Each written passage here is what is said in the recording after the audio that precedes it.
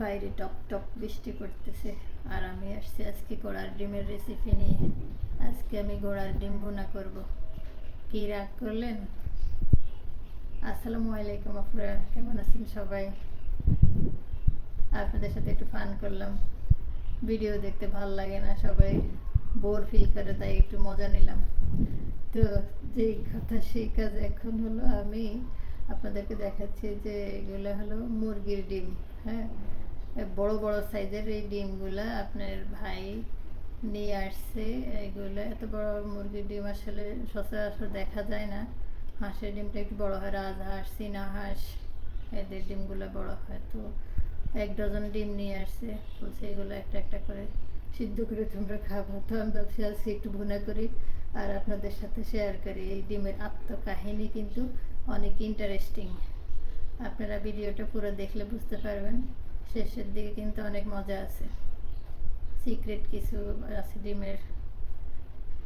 তো আমি এই যে ডিম বোনা করব আর সাথে ট্যাংরা মাছের চচ্চড়ি বা বোনা পাতুড়া যে যা বলেন আর কি। ট্যাংরা মাছ রান্না করবে, মাসাল্লাহ অনেক সুন্দর ট্যাংরা মাছ কেটে নিয়ে আসলাম। আর ওখান থেকে আমি কিছু ডিম সিদ্ধ করে নিয়ে আসলাম। সব ডিম কিন্তু আমি রান্না করব না, বড় বড় ডিম, একটা ডিমে কিন্তু একজনের ভাত খাওয়া হয়ে যাবে। ভাত ছাড়া ডিম হলে আর কিছু লাগবে না। আর বুড়োরা হলো একটু ট্যাংরা মাছের ঝোল হলো তার কথাই নেই, ট্যাংরা মাছের পাতুড়ি হলে। তো আমি ডিমগুলো ছিলে নিয়ে আসলাম। আগে ট্যাংরা মাছটা আমি বসাই দেব।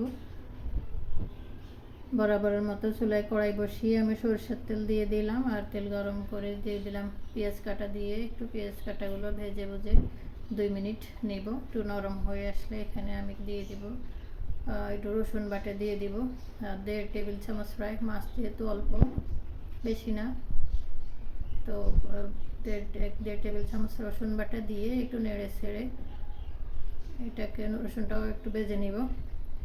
রসুনটা একটু মিনিট 2 ভেজে একটু সুন্দর গ্রান আসলে আমি এখানে 1 কাপ পানি দিয়ে দিব। 1 কাপ পানি দিয়ে নেড়ে ছেড়ে এখানে আমি গুঁড়া মশলাগুলো দিয়ে দিব। যে হলুদ, মরিচ এবং লবণ দিয়ে দিলাম। মরিচটা হলো ঝাল যতটুকু খাওয়া যায় ততটুকুই দিতে হবে, যে যার স্বাদ মতো ঝাল দেব। আর দিয়ে দিলাম লবণ, হলুদ দিয়ে আমি নেড়ে ছেড়ে এখন কেটে রাখা মাছগুলো দিয়ে দেবো। এখানে জলটা বলক চলে আসছে, আমি মাছগুলো দিয়ে দিলাম।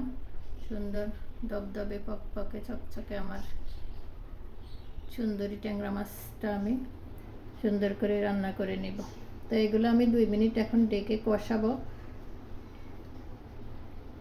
এই যে সুন্দর ঢাকনা দিয়ে আমি কষিয়ে নিলাম। 2 মিনিট ঝোল শুকিয়ে গেল আর মাছগুলো মনে হয় রান্না হয়ে গেছে, আসলে রান্না হয়নি।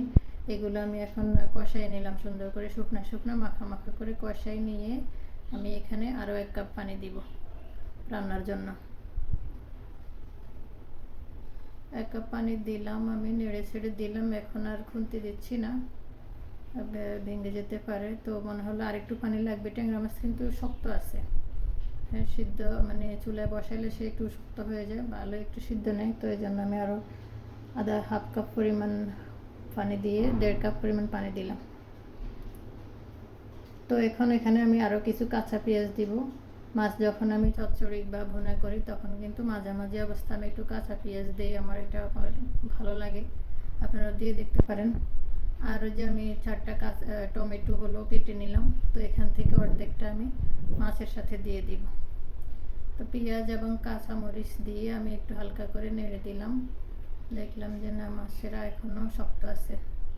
তো ঢেকে এটাকে আমি আরও 3 মিনিট হলো রান্না করব।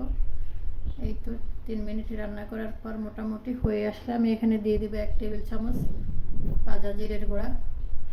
যেহেতু এটা ভাজা, এই জন্য আমি শেষের দিকেই দিই। তো জিরের গুঁড়াটা দিয়ে আমি আলতোভাবে একটু মিশিয়ে নেব। মিশিয়ে নিয়ে এটাকে আমি আরও মিনিট 2 কিন্তু রান্না করব। হালকা আগুন কমিয়ে আমি এটাকে মিনিট 2 রান্না করে নেব, একটু জোশ হবে। সব কিছু মিলিয়ে এই তো হয়ে গেল রান্না আমার ট্যাংরা মাছের চচ্চড়ি। মাখো মাখো করে রান্না করে নিলাম। কেমন লাগলো রান্নাটা, ট্যাংরা মাছের চচ্চড়িটা? আপনাদের ভালো লাগলে আমার ভিডিওটা একটু লাইক করবেন, শেয়ার করবেন, আর অবশ্যই আমার চ্যানেলটা সাবস্ক্রাইব করবেন।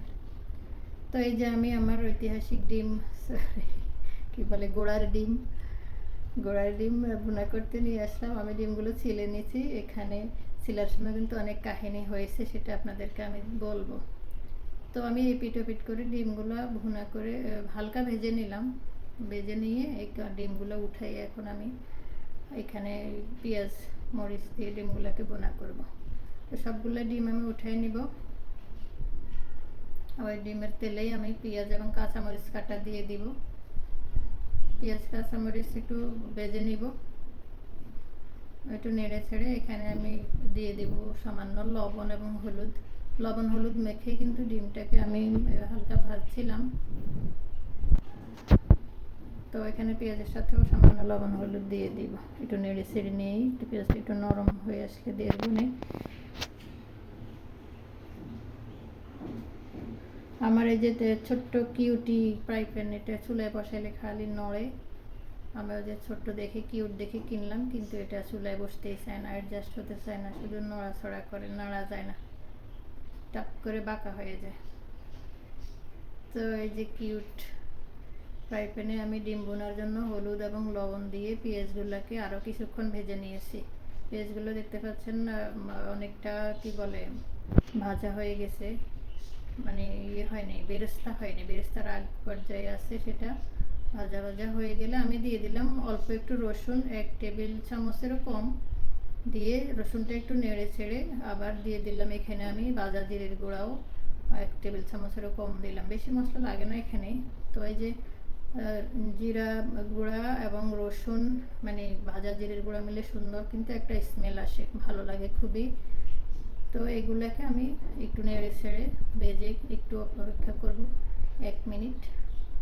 রসুনটার একটু কাঁচা গন্ধ চলে গেলে আমি এখানে দিয়ে দিব সামান্য 1/2 কাপ পরিমাণ পানি দিলাম, অল্প পানি দিব। পেঁয়াজটা যেহেতু আগেই সিদ্ধ হয়ে গেছে, এখন আর পেঁয়াজ সিদ্ধ হওয়ার মানে কি বলে লাগবে না। তো এখানে আমি দিয়ে দিলাম ওই যে বাকি টমেটোগুলো আমি এখানে দিয়ে দিব। বাকি টমেটোগুলো দিয়ে এখানে নেড়ে ছেড়ে আমি মিক্স করে নিব। টমেটোটা অত সিদ্ধ হবে না, হাফ সিদ্ধ হবে, আবার একটু ভাজা ভাজা থাকবে। টমেটো যেহেতু কাঁচাও খাওয়া যায় সবজি। তো এখানে এগুলো নেড়ে ছেড়ে আমি উপরে ডিমগুলো সবগুলো দিয়ে দিব। সবগুলো ডিম দিয়ে আমি এখানে আর একটু নেড়ে ছেড়ে ডিমগুলোকে ভুনা করে নিব।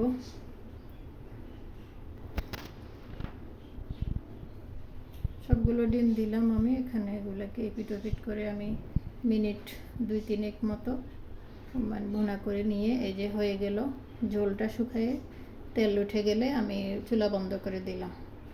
এই যে ডিম ভুনাটা কিন্তু বাচ্চা এবং বড় সবারই পছন্দ। এভাবে ডিম ভুনা করলে না আর কিছু লাগে না। আর এটা হলো সহজ একটা, মেহমান হঠাৎ আসলো, আপনি ইচ্ছে করলে ডিম ভুনা করে তাদেরকে মানে হালকা কিছু সাথে থাকলে ডিম ভুনা করে দিতে পারেন। তো এই যে আমার আজকের মিনি ডিশ বলেন বা কি বলে যাই বলেন, ছোট ছোট এবং কি বলে মজার 2টা রেসিপি আমি দিলাম। কেমন লাগলো? ভালো লাগলে অবশ্যই আমার সাথে থাকবেন, সাবস্ক্রাইব করবেন আমার চ্যানেলটা। আর আপনাদের কি বলে সাপোর্ট না পেলে কিন্তু ভিডিও করে এখনো ভরসা পাই না। তো সেই যে আমার ডিমের কাহিনী কিন্তু আপনাদেরকে এখন বলবো। এগুলো হলো জমজ ডিম, বুঝছেন? সবগুলোই কিন্তু জমজ। আমি যখন ডিমগুলো ছিলতে গেলাম তখন দেখলাম যে আল্লাহ, চিলার সময় কিছু কুসুম বের হয়ে যাচ্ছে, কেমন এবড়ো থেবড়ো হয়ে গেছে। আমি কিন্তু আপনাদেরকে ডিম ছেলাটা এই জন্য দেখাইতে পারিনি, আমার কাছেই খারাপ লাগছে, আল্লাহ এরকম কেন। তো পরে আমি এটা কাহিনী আগেই জানতাম কিন্তু ভুলে গেছি এটা যে এই কাহিনী। বললো যে এখানে ডাবল কুসুম হবে। তো এখন সেটা আপনাদেরকে আমি দেখাবো, আপনারা হয়তো না দেখলে বুঝবেন না। অনেকে হয়তো দেখছেন, অনেকে দেখেন নাই। ডিমে যে ডাবল কুসুম হয়, এই সবগুলো ডিমেই কিন্তু কুসুম ডাবল ছিল। তো এই যে দেখতে পাচ্ছেন আমি কিন্তু একটা ডিম ভাঙলাম। ভাঙলে কি হলো, একটা কুসুম আস্ত, একটা কুসুম কিন্তু গলে গেছে। দেখেন একটা কুসুম কিন্তু ঠিকঠাক আছে, আর আরেকটা কুসুম গলে গেছে। সবগুলো ডিমেরই কিন্তু একটা আস্ত থাকে, একটা গলে যায়। এই একটা হলো সমস্যা। 2টা আস্ত মানে কমই থাকে, 2-1টার হলো 2টা কুসুম আস্ত, আর ম্যাক্সিমামগুলোই দুইটা, একটা গলা একটা আস্তা। দেখেন একটা সুন্দর ফ্রেশ আর একটা গলা, ওটারও একটা ফ্রেশ ঠিকঠাক আর একটা গলা। তো এই যে আপনাদেরকে ডিমের ইতিহাস দেখালাম, শোনালাম, এবং ডিম ভাজি ভুনা করে দেখালাম। তো কেমন লাগলো আজকের আমার এই যে জমজ ডিমের রেসিপি এবং জমজ ডিমের ইয়েটা যদি আপনাদের ভালো লাগে, সবাই ভালো থাকবেন, সুস্থ থাকবেন। আল্লাহ হাফেজ, আসসালামু আলাইকুম।